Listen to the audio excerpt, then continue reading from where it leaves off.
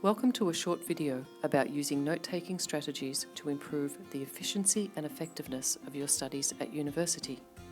Some of the strategies discussed will also be useful later in your studies and in the workplace. We will cover two concepts today. The first is the importance of task analysis, and the second is using different note-taking strategy approaches for different tasks. Note-taking is an integral part of work and study. You're going to be doing a lot of it. Good strategies will help to manage it, and there are different purposes for note-taking. These purposes will determine which strategy to use. Do you think that this statement is true or false?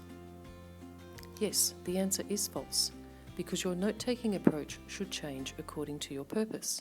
Let's look at why. It is important to ask yourself, for what purpose are you taking notes? You don't have to record everything all the time. Ask yourself, what are my notes for? Are these notes for lecture preparation, or are they to create questions for a tutorial or prac? Sometimes they may just be your background reading to understand your assignment topic. Sometimes you may need to share information as part of a group project, or track the citations needed specifically for an assignment. Or are you preparing for that exam at the end of semester? So how do you capture knowledge, and what systems will you use? We will look at some approaches. Make sure you modify these according to your purpose and your unit of study. A maths unit will require a different approach to a biology unit, which again will contrast to an arts unit. The first example of using a system is a resource summary matrix. By using this matrix, you can target the questions and particular information that you need answered by the resources that you are using.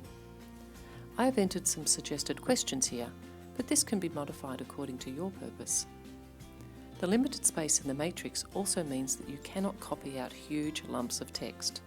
This prevents plagiarism and also makes your understanding clearer because you're being active in your learning. The second example is using a Cornell note style. Draw up your note-taking page in this structure. Your preparation is using the left-hand column to write the keywords and concepts that you will use. These may come from lecture notes, unit guides, or readings as preparations for a lecture, tutorial, or prac. The right-hand column is where you add the detail. If you are using this method in the lecture, use the words on the left as prompts to listen for. As you write your notes, don't confine yourself to just words. Use graphics, pictures, and colours to capture the ideas. The last section of your notes is where you capture the week's summary and highlight the connection of ideas. Ideally, all of this should be done within 24 hours after your lecture or tutorial to prevent memory loss. For exam or assignment preparation, it is useful to capture the essence of the overall topics or ideas on one chart or diagram. This supports the idea that part of good note-taking and understanding of a topic is about making the connections and links between ideas. So it's not just copying down everything that you read. What are the main things to remember so that your notes are useful? Be clear about your purpose and what your notes are trying to achieve. Then choose the best strategy to structure your notes according to this purpose. This will enable you to read your notes easily and go straight to the idea that you need.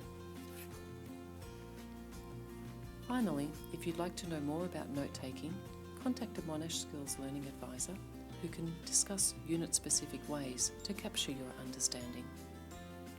Happy note-taking!